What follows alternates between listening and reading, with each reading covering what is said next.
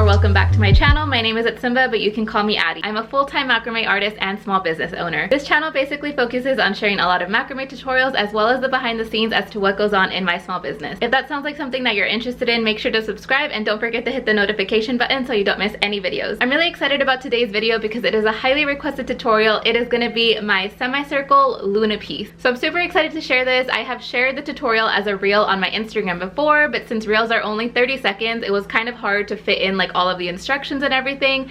So this tutorial is definitely going to be slowed down and have all of the details and everything that you need. So again, I'm super excited to share this, and I'm just going to jump right into the materials that you need. For this project, you are going to need 9mm chunky macrame cord. So I'm using my rust color that you can find on my website at seabytheseashop.com, and I suggest having about 40 to 50 feet of this cord so you can get a full spool, which is 225 feet, or you can get 2 of my teeny spools, which are 25 feet each. You are also going to need a wooden dowel, or you can make this piece on driftwood if you prefer, but I'm using a 12-inch wooden dowel and I will link it down below. And then also I highly suggest getting a pet brush. It's just going to make your life so much easier when we start brushing this out. And then you're also going to need a pair of scissors and a ruler. Other than that, that's basically it. Now let's just jump right into the project. So first we're going to need to cut our cord. You're going to want to cut 2 pieces at 6.5 feet. 1 piece at 5.5 feet, 1 piece at 5 feet, 1 piece at 4.5 feet, and then 2 pieces at 4 feet. To start this project, I'm going to grab one of the 6.5 foot strands. Instead of folding it right in half like we usually start our projects, I'm going to go ahead and leave the left side a little bit longer.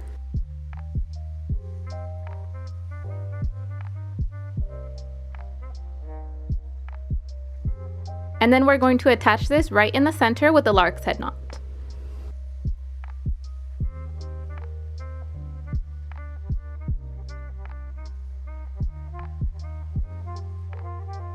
We're going to grab the next 6.5 foot strand and do the same thing. Leave about 6 extra inches on the left side. Now we're going to attach it with the Larks head knot on the left side of the first strand.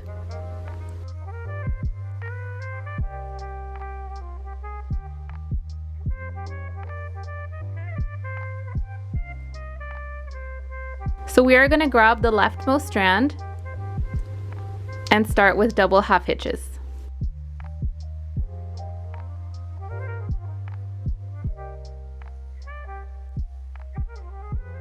Make sure to pull tight and keep this very neat.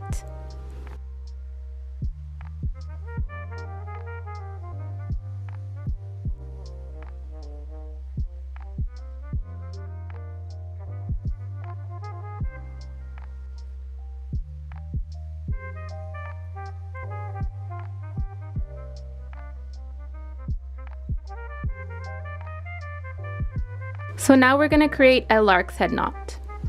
So we're going to go over, pull through, now we go under, grab it up top, and we're going to pull it through that loop.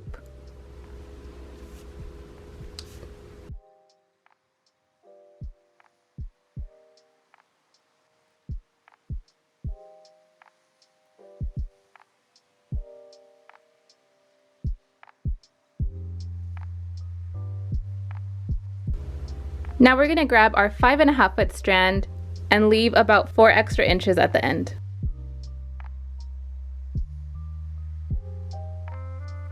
And again, we're attaching with the Lark's head knot.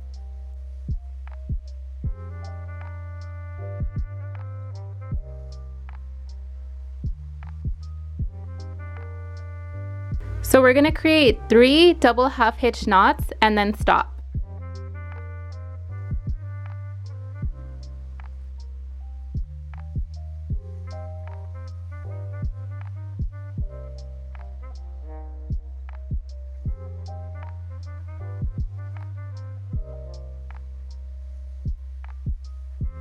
We're going to take one of our 4-foot strands, and this time we're going to fold it right in the center.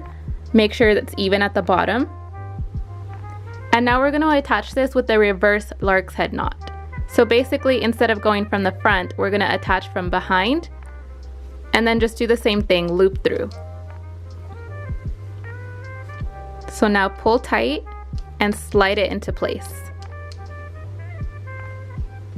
Now we're going to create 2 more double half hitch knots.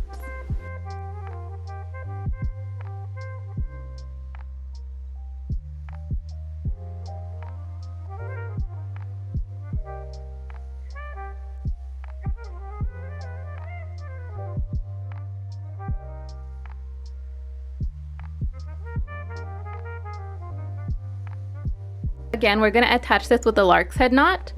So we're going to go over, leave a little gap and pull through. Now we're going to go under, grab it from over and pull through that loop.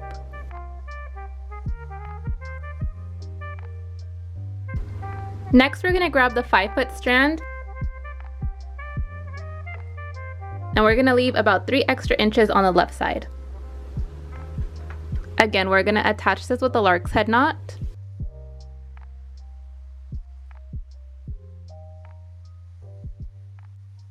And we're going to go ahead and do 4 double half hitches.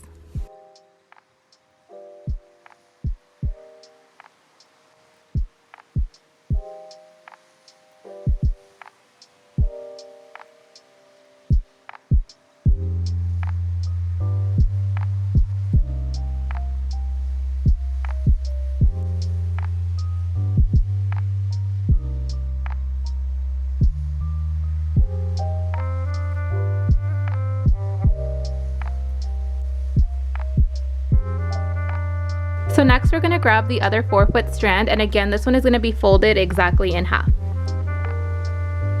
We're going to attach it the same way we did with the other 4-foot one, a reverse Larks head knot.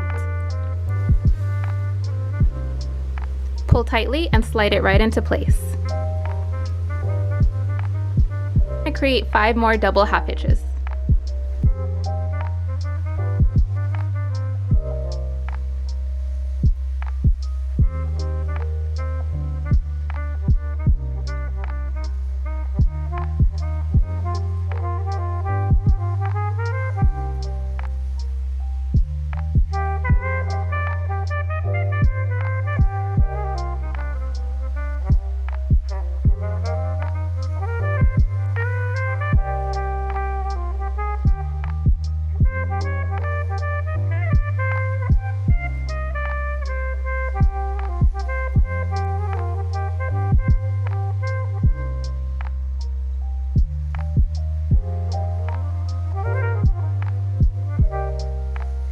So again, we're going to attach the end of it with the Larks head knot. We go over, leave a gap to pull forward.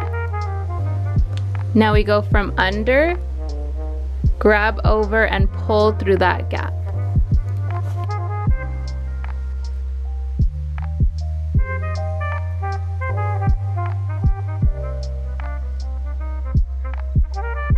Now we're going to grab the last strand, which is 4.5 feet.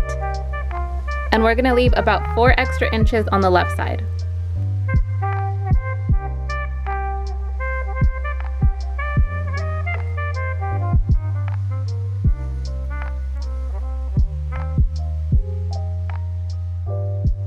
So we are just going to do double half hitch knots all the way across.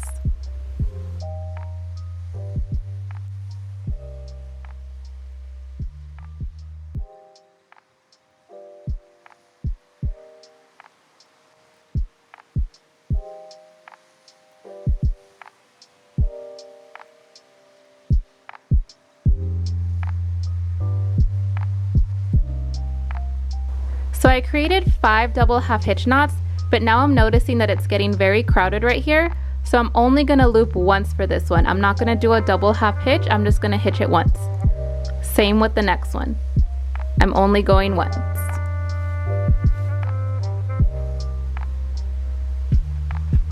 This is so it doesn't look overcrowded and too bunched up.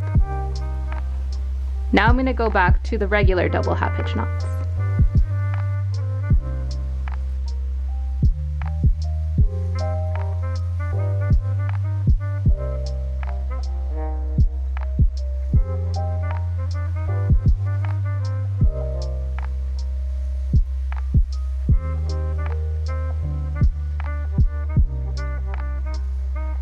And again, we're gonna attach it the same way. Over, pull forward, go under, grab from over, and pull through this loop.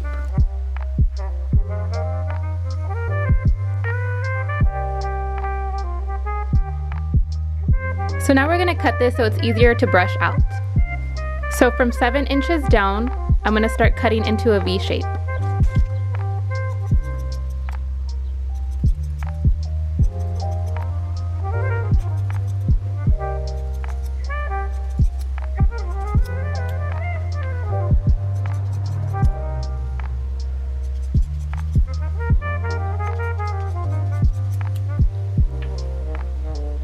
So now you're gonna wanna lay your piece down on a flat surface, and this is where your brush is gonna come in handy. Basically, we're just gonna brush the ends out.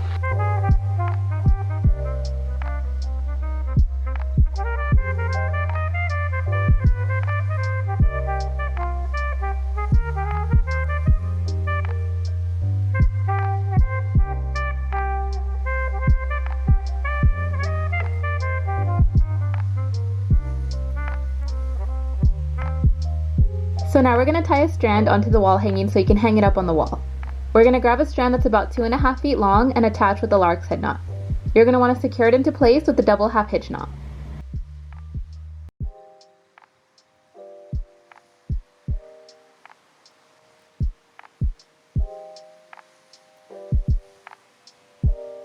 Now do the same on the other side.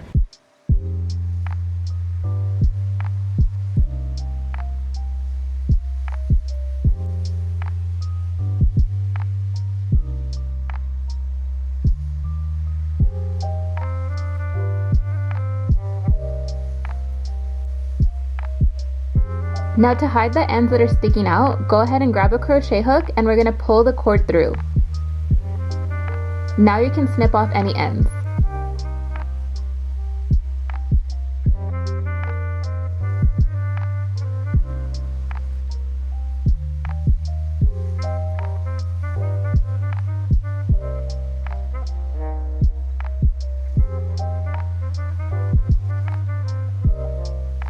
After you're done with this step, you can go ahead and hang it up onto your wall and then gently brush it out one more time.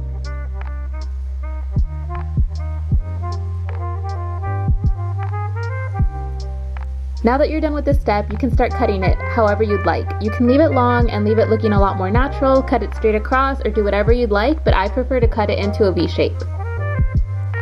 Honestly, this process takes a really long time and I haven't found the exact perfect way to get it, so it's a lot of trial and error. I just keep brushing over and over and then switching between my more precise scissors and my bulkier scissors so I can get an even cut. You can also see that I'm using a comb as well, and I will link the one that I'm using down below. I feel like the comb just helps me in this final step a little bit more.